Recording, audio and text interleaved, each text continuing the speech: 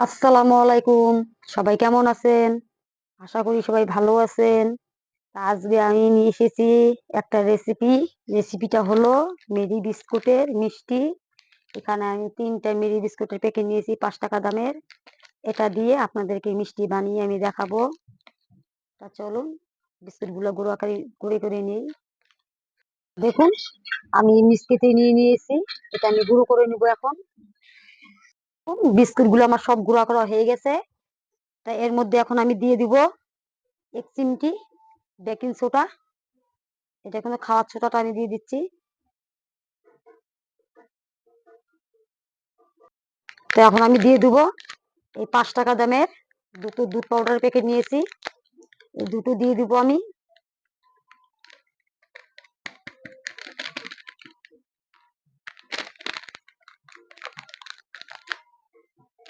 দুধ পাউডারটা দিলে মিষ্টিটা খেতে আরো সুন্দর লাগে। তো আমি এটা একটু ভালো করে মিশিয়ে নিই। তো এটা আমার মিশানো হয়ে গেছে। দেখুন এখানে আমি দুধ নিয়েছি।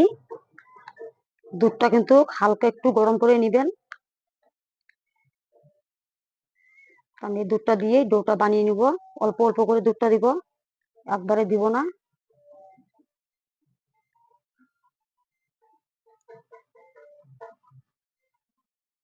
তো এখানে আমি আরো একটু দুধ দিয়ে দিলাম। এই দুধটা দিয়ে আমি এখন হাত দিয়ে ডোটা বানিয়ে নিব। ডোটা বানিয়ে আপনাদেরকে দেখাচ্ছি।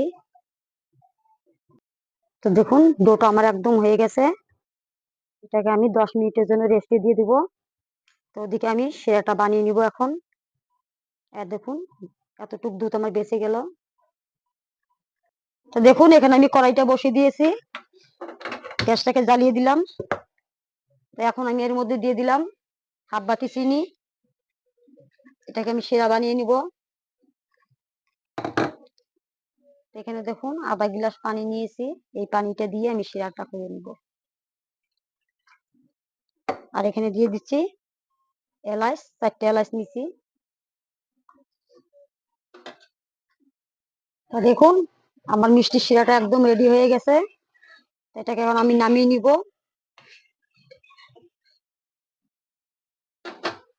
তা দেখুন আমি 10 মিনিট পরে ফিরে আসলাম। এই ডোটা থেকে আমি একটা একটা করে লেচি কেটে নেব এখন।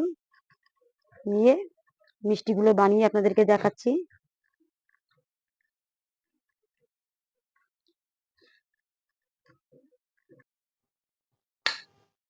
তা আমি এখন মিষ্টিগুলো বানিয়ে নিচ্ছি। তা হাতে একটু তেল মাখিয়ে নিলাম।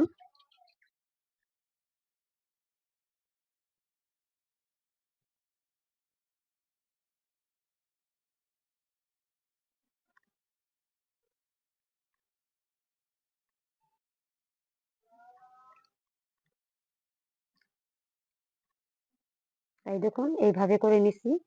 আমি একে একে সবগুলো এইভাবে বানিয়ে নিব। বানিয়ে আপনাদেরকে দেখাচ্ছি। আমি সবগুলো মিষ্টি বানিয়ে নিয়েছি। তো এখন এগুলোকে আমি ভেজে নিব। তা চলুন ভেজে নেওয়া যাক।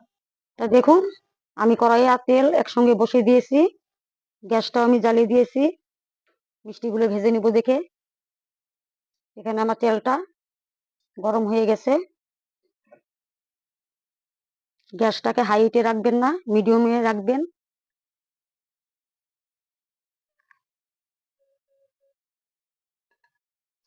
আমি একে একে সবগুলো মিষ্টি এভাবে দিয়ে দেব।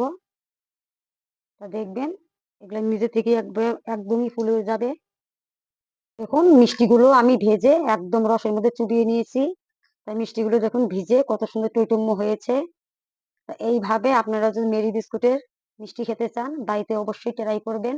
মিষ্টিটা খেতে কিন্তু খুব সুন্দর লাগে। তাই মিষ্টি যদি আপনাদের ভালো লেগে থাকে লাইক ও কমেন্ট শেয়ার করবেন। ধন্যবাদ।